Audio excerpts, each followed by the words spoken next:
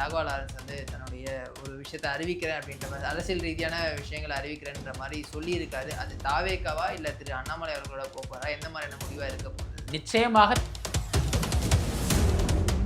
திமுகவை பொறுத்த வரைக்கும் பார்த்தீங்கன்னா அந்த திராவிட மாடல் சமூக நீதி அப்படின்லாம் ஒரு பக்கம் பேசிக்கிட்டு இன்னொரு பக்கம் தமிழ்நாட்டை சூறையாடுகிற வேலையை அவங்க தொடர்ந்து பண்ணிட்டு இருக்காங்க. நிதி ஆயோக் கூட்டத்தில் ஒரு மாநிலத்தினுடைய முதல்வர் கலந்துக்கிறதுங்கிறது ஒரு சடங்கு, ஒரு சம்பிரதாயம், அவ்வளவுதான். இவங்க போய் அங்கே கலந்துக்கிறதுனால அப்படி தமிழ்நாட்டுக்கு நிதியை அள்ளி கொட்டி நீங்கள் தமிழ்நாட்டை போய் சிங்கப்பூரா மாற்றுங்க அப்படின்னு ஒன்றிய பாஜக அரசு வந்து அனுப்பி வைக்க போகிறதெல்லாம் இல்லை.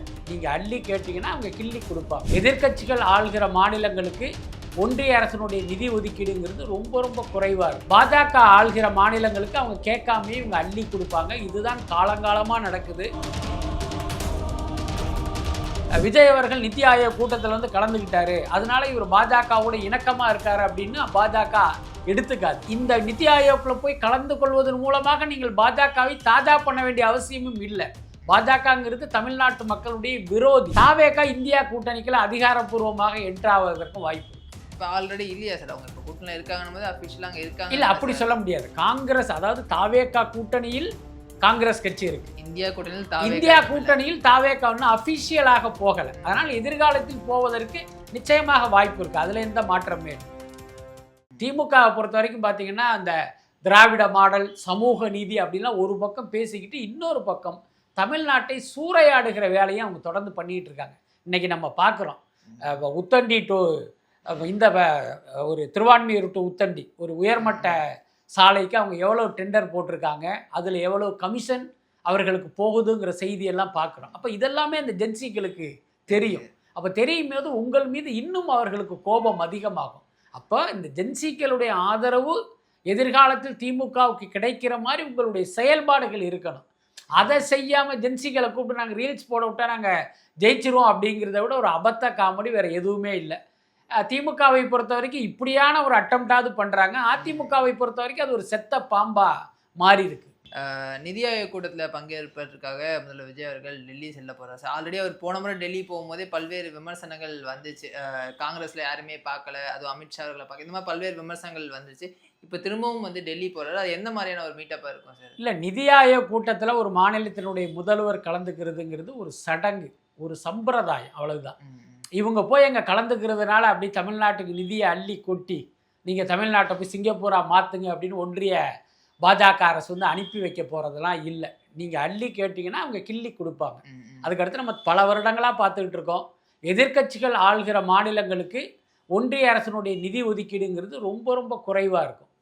பாஜக ஆள்கிற மாநிலங்களுக்கு அவங்க கேட்காமே இவங்க அள்ளி கொடுப்பாங்க. இதுதான் காலங்காலமாக நடக்குது. இந்த முறையும் அதுதான் நடக்கும். இப்போ விஜய் போகிறதுனால அங்கே எதுவுமே மாற போகிறதில்லை. எல்லாத்துக்கும் மேலே விஜய் அங்கே போகிறார், ஓகே. தமிழ்நாட்டுக்கு நீங்கள் நிதி கேட்க போகிறீங்க, ஓகே. எந்த அடிப்படையில் அந்த கோரிக்கை இருக்க போகுது? அதுக்கடுத்து தாவேகா ஆட்சி அமைஞ்சு கிட்டத்தட்ட 1 மாதம் நடக்க போகுது. உங்களுக்கு வந்து ஒரு பெரிய நிர்வாகத்திறன், ஆட்சி பணியில் வந்து ஒரு பெரிய அனுபவம்லாம் கிடையாது. அப்போ உங்கள் பின்னால் யார் இருக்கா?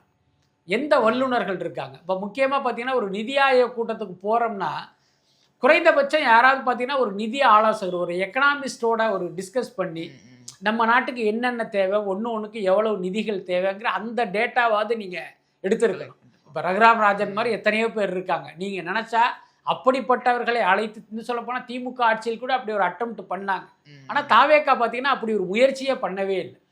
ஸோ அந்த மாதிரியான ஆட்களை வர வச்சு தமிழ்நாட்டுக்கு என்னென்ன விஷயத்துக்கு எவ்வளோலாம் தேவை அப்படிங்கிற மாதிரியான தரவுகளோடு போனீங்கன்னா ஒருவேளை பார்த்தீங்கன்னா இன்றைக்கி இல்லைனா கூட என்னைக்காவது கிடைப்பதற்கு வாய்ப்பு இருக்குது. குறைந்தபட்சம் அடடா விஜய்க்கு வந்து தமிழ்நாடு குறித்து இப்படியெல்லாம் ஒரு விஷன் இருக்கா அப்படின்னு மக்கள்கிட்ட உங்களுடைய நன்மதிப்பு கூடும். இது எதுவுமே இல்லாமல் சும்மா ஏதோ டெல்லிக்கு நம்ம வந்து ஏதோ ஒரு சுற்றுலா போகிற மாதிரி போகிறதுன்னு இருக்குல்ல, அதனால எந்த நன்மையும் விளைய போகிறதில்லை. இன்னும் சொல்ல போனால் இவர் போகிற அந்த தனி விமானத்துக்காக ஒரு செலவு ஆகும். அது வந்து இந்த அரசுக்கு நஷ்டம். அதை தாண்டி வேற எந்த நன்மையும் இல்லை. பட் ஆனால் ஒரு முதல்வராக அவர் பங்கேற்கணும். கடந்த ஆட்சி நம்ம பார்த்துட்டோம், ஒரே ஒரு முறை அவர்கள் தான் திரு ஸ்டாலின் அவர்கள் பங்கேற்றார். அதுக்கு முன்னாடி வந்து மத்திய அரசினுடைய அந்த சூழல் காரணமாக அவரால் போக முடியல. அப்படின்னும் போது இவர் மத்திய அரசை எதிர்த்தாலும் கூட இந்த மாதிரியான விஷயங்களுக்குலாம் வந்து அனுசரணையாக போறாரு இல்லை சார்? இல்லை, அதை வந்து நம்ம பாசிட்டிவாக ஒன்றும் சொல்ல வேண்டிய அவசியம் இல்லைங்கிறேன். ஏன்னா நீங்கள் போனாலும் சரி, நீங்கள் போகலைன்னாலும் சரி, ஒன்றிய அரசு தமிழ்நாட்டுக்கு தருவதற்கு என்ன தொகையை டிசைட் பண்ணியிருக்காங்களோ அதைத்தான் கொடுக்க போகிறாங்க. அதை தாண்டி கொடுக்க போகிறதில்ல. நிதி ஆயோக் கூட்டத்தில் முதலமைச்சர் கலந்து கொண்டார் அப்படின்னா அது ஒரு நாள் செய்திக்கு வேணுமானால் உதவுமே தவிர தமிழ்நாட்டுக்கு எந்த வகையிலையும் உதவ போகிறதில்ல. அதுக்கடுத்து விஜய் அவர்கள் நிதி ஆயோக் கூட்டத்தில் வந்து கலந்துக்கிட்டாரு, அதனால இவர் பாஜகவோட இணக்கமாக இருக்காரு அப்படின்னு பாஜக எடுத்துக்காது. அதுக்கு அடுத்து இந்த நிதி ஆயோக்கில் போய் கலந்து கொள்வதன் மூலமாக நீங்கள் பாஜகவை தாஜா பண்ண வேண்டிய அவசியமும் இல்லை. பாஜகங்கிறது தமிழ்நாட்டு மக்களுடைய விரோதி. அவர்களுடைய குட் புக்கில் நீங்கள் இருந்து என்ன ஆக போகுது? ஒன்றுமே கிடையாது. அதனால் அது அவசியம் இல்லை. லாஸ்ட் டைம் உள்துறை அமைச்சர் அமித்ஷா அவர்களை சந்திக்கல, இந்த முறை சந்திப்பதற்கான வாய்ப்பு. ஒரு விஷயம் தெரிஞ்சுங்க, தமிழ்நாட்டினுடைய முதலமைச்சர் உள்துறை அமைச்சரை சந்திக்க வேண்டிய அவசியம் இல்லை. அதுதான், ஒரு நிதி அமைச்சரை போய் சந்திக்கிறார் அப்படின்னா அது நியாயமானது. நம்ம மாநிலத்துக்கு ஒரு நிதி வேணும், அது கொடுக்க வேண்டிய இடத்துல நிதியமைச்சர் இருக்காரு, அவரை நீங்கள் போய் கேட்கலாம். ஒரு உள்துறை அமைச்சரை இவர் பார்த்து என்ன நடக்க போகுது? நம்ம நிமித்தமாக கூட சந்திக்கலாம். அது மரியாதை நிமித்தமாக வேணால் சந்திக்கலாம். அது வந்து ஒரு அவசியம் இல்லைன்னு நினைக்கிறேன். இப்போ இன்னொரு மாநிலம், இன்னொரு நாட்டை ஒட்டி வந்து இப்போ நம்மளுடைய மாநிலம் இருக்குது. இப்போ வெஸ்ட் பெங்கால் பக்கத்தில் வந்து பங்களாதேஷ் இருக்குது. இப்போ இன்னொரு நாடு இருக்கிறதுனால அங்கே ஏதாவது ஒரு பிரச்சனைகள் இருக்கும். அப்போ அந்த மாநிலத்தை சேர்ந்த முதலமைச்சர் உள்துறை அமைச்சரை போய் சந்திக்கிறதுங்கிறது நியாயம். இந்த மாதிரி பக்கத்தில் பங்களாதேஷ் இருக்குது, அங்கிருந்து பல பேர் ஊடுருவுறாங்க, அதை நம்ம தடுக்கணும். அல்லது அங்கிருந்து ஊடுருவி நிறைய பேர் இங்கே வாழ்ந்துக்கிட்டு இருக்காங்க, இவங்களை வந்து நம்ம திருப்பி அனுப்பணும். ஸோ இந்த மாதிரியான ஒரு இஷ்யூ இருக்கும்போது அவர்கள் உள்துறை அமைச்சரை போய் பார்க்குறதுங்கிறது சரியானது, நியாயமானது. ஆனால் தமிழ்நாட்டு முதலமைச்சர் அமித்ஷா போய் பார்க்கணுங்கிறது ஒரு அவசியமற்றது. ஒருவேளை உங்களுக்கு ஏதாவது தமிழ்நாட்டின் மீது அப்படி ஒரு விஷயம் இருந்து என்ன நீங்கள் இது குறித்து எனக்கு விளக்கம் கொடுங்க அல்லது நான் சந்திக்கணும்னு சொன்னால் அது போய் சந்திக்கலாம், அது தப்பு கிடையாது. சந்திச்சு ஆகணும் அப்படின்ற அந்த கட்டாயம் இல்லை. அதாவது உள்துறை அமைச்சர், அதுக்கடுத்து பார்த்தீங்கன்னா ஒரு பாதுகாப்புத்துறை அமைச்சரை போய் தமிழ்நாட்டு முதலமைச்சர் சந்திக்கிறதுங்கிறது சரியா இருக்குமா? அது அவசியம் இல்லை. காங்கிரஸ் லீடர்ஸும் வந்து லாஸ்ட் டைம் சந்திக்கல, அந்த சந்திப்பு நடக்க வாய்ப்பு இருக்கா சார்? ஆமாம், அது போன தடவை சொன்னாங்கல்ல. ஏன்னா ஏதோ ஒரு காரணத்தினால அந்த சந்திப்பு போஸ்ட்பாண்ட் ஆச்சு. அதனால் அடுத்த முறை டெல்லி வரும்போது அவர் கண்டிப்பாக சந்திப்பார்னாங்க. எனக்கு தெரிஞ்சு அதற்கான வாய்ப்பு இருக்குது.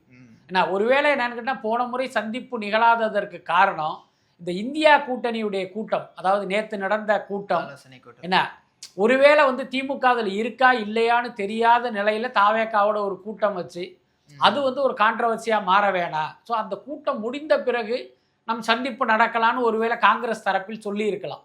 அப்படி இல்லை விஜயே கூட அப்படி ஃபீல் பண்ணியிருப்பதற்கு வாய்ப்பு இருக்குது. அதன் காரணமாக அந்த பயணத்தின் போது அந்த சந்திப்பு நடக்காமல் இருந்திருக்கலாம். ஸோ இந்த முறை இந்தியா கூட்டணி நடந்துருச்சு, திமுக வந்து அதை புறக்கணிச்சிட்டாங்க. ஸோ இந்த நிலையில் காங்கிரஸ் தலைவர்களை சந்திக்கிறதுல விஜய்க்கு எந்த பிரச்சனை இல்லை, விஜயை சந்திக்கிறதுல அவங்களுக்கு எந்த பிரச்சனையும் இல்லை.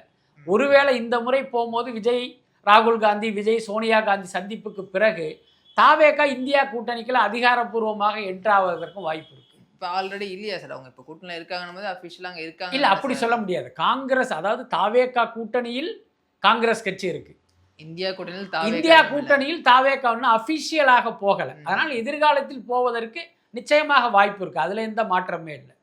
அண்ட் ஃபைனலாக சார் 11ஆம் தேதி நடிகர் ராகவா லாரன்ஸ் வந்து தன்னுடைய ஒரு விஷயத்தை அறிவிக்கிறேன் அப்படின்ற மாதிரி, அரசியல் ரீதியான விஷயங்களை அறிவிக்கிறேன்ற மாதிரி சொல்லியிருக்காரு. அது தாவேக்காவா இல்லை திரு அண்ணாமலை அவர்களோட போப்பாரா, எந்த மாதிரியான முடிவாக இருக்க போகுது? நிச்சயமாக தாவேக்கா இல்லை, அதை வந்து நம்ம உறுதியாக சொல்லலாம். என்ன காரணம்னா தாவேக்கா தரப்புலேயே நம்ம விசாரிச்சிட்டோம், அப்படி ஒரு விஷயம் இல்லை.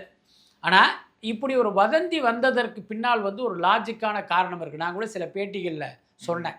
என்ன காரணம் அப்படின்னா, விஜயினுடைய மேனேஜர் ஜெகதீஷ் அவர் வந்து லோகேஷ் கனகராஜோடு இணைந்து இப்போ பென்ஸ்னு ஒரு படம் எடுக்கிறாரு. அந்த படத்தின் கதாநாயகன் லாரன்ஸு. அதுக்கடுத்து லாரன்ஸுக்கு ரொம்ப நாளாகவே அரசியல் மேலே ஒரு கண் இருக்குது. உங்களுக்கு தெரியும், ஜல்லிக்கட்டில் ஆரம்பித்து எங்கெல்லாம் மக்கள் கூட்டம் இருக்கோ அங்கெல்லாம் ஒரு என்ட்ரியை கொடுப்பாரு. அதுக்கப்புறம் பார்த்தீங்கன்னா ஒரு அரசியல் ரீதியாக அப்போ ரஜினிகாந்த் கட்சி ஆரம்பிக்கும் போது இதே மாதிரி உள்ள நுழைவதற்கு ஒரு அட்டம்ப்ட்லாம் இருந்தது. கடைசியில் ரஜினிகாந்தே பேக் அடிச்சிட்டாரு. இப்போ விஜய் அரசியலுக்கு வந்து வெற்றி பெற்ற பிறகு ஒருவேளை லாரன்ஸுக்கு மீண்டும் பழைய ஆசை வந்து ஜெகதீஷ் மூலமாக ஒரு ரூட்டை போட்டு திருச்சி கிழக்க வந்து அவரை நோக்கி நகர்றாருன்னு ஒரு டவுட்டு நம்ம தாவேக்கா தரப்பில் கேட்கும்போது, ரொம்ப க்ளோஸ் சர்க்கிளில் கேட்கும்போது அப்படியெல்லாம் எந்த ஐடியாவும் இல்லைன்னு சொல்லிட்டாங்க. அப்புறம் லாரன்ஸ் தரப்பில் நம்ம விசாரிக்கும் போது என்ன சொல்கிறாங்கன்னா, ஏதோ ஒரு அமைப்பு தொடங்குவதற்கான ஒரு எண்ணத்தில் இருக்காருங்கிற மாதிரி சொல்கிறாங்க. என்னுடைய கணிப்பு என்ன அப்படின்னா, இன்றைய தேதியில் ஒரு கட்சியை தொடங்குவதற்கு அவசியம் இல்லை, தேவையில்லை. ஏன்னா இன்றைக்கி நீங்கள் கட்சி தொடங்கிட்டீங்கன்னா அடுத்த தேர்தலுங்கிறது 2031 தான், தமிழ்நாடு சட்டமன்ற தேர்தல். அப்போ நீங்கள் கிட்டத்தட்ட ஒரு 5 வருஷம் அந்த கட்சியை ரன் பண்ணணும். அது ரொம்ப சிக்கலான விஷயம். அதனால் இப்போ ஒரு அமைப்பை ஏற்படுத்தி அதன் மூலமாக ஒரு கூட்டத்தை காட்டி அந்த தேர்தல் நேரத்தில் ஏதாவது ஒரு இடத்துல போய் ஜாயின் பண்ணலான்னு அவர் திட்டம் வச்சுருக்காரா என்னங்கிறது தெரியல. பட் அதே நேரம் அண்ணாமலை இயக்கத்தில் அவர் சேருவதற்கு வாய்ப்பு இல்லைங்கிறதே நம்ம மறுக்க முடியாது. என்ன காரணம், இவர் ஒரு பெரிய ஆன்மீகவாதி, பாஜகவும் ஒரு மதவாத அரசியல் பண்ணுகிற கட்சி, அண்ணாமலையும் அப்படிப்பட்ட ஒருத்தர் தான். ஸோ அந்த அடிப்படையில் அண்ணாமலையோடு நெருங்குவதற்கான வாய்ப்பு இருக்குது. பட் என்ன இருந்தாலும் இப்போ 11ஆம் தேதி அது அதிகாரபூர்வமாக நம்ம தெரிஞ்சுக்கலாம். இயக்கம்ன்ற விஷயம் நிறைய பேர் இப்போ திரு லதா ரஜினிகாந்த் அவர்களும் அந்த மாதிரி இயக்கம் தொடங்கியிருந்தாங்க, அண்ணாமலை அவர்கள் தொடங்கி, இப்போ திரு லாரன்ஸ் அவர்களும் அதே மாதிரி. நம்ம ஏன் திரு விஜய் அவர்கள் முதல்வரானதுக்கு பிறகு இந்த மாதிரியான விஷயங்கள் நடக்குது? அதாவது தாவேகாவுக்கு முன்பு தமிழ்நாட்டு நிலைமை என்ன அப்படின்னா, கட்சி தொடங்குவதற்கு எல்லாமே யோசிப்பாங்க. என்னென்னா, தமிழ்நாட்டு அரசியலை பொறுத்த வரைக்கும் திமுக அதிமுகவுடைய ஓட் ஷேரிங்க கிட்டத்தட்ட 75%.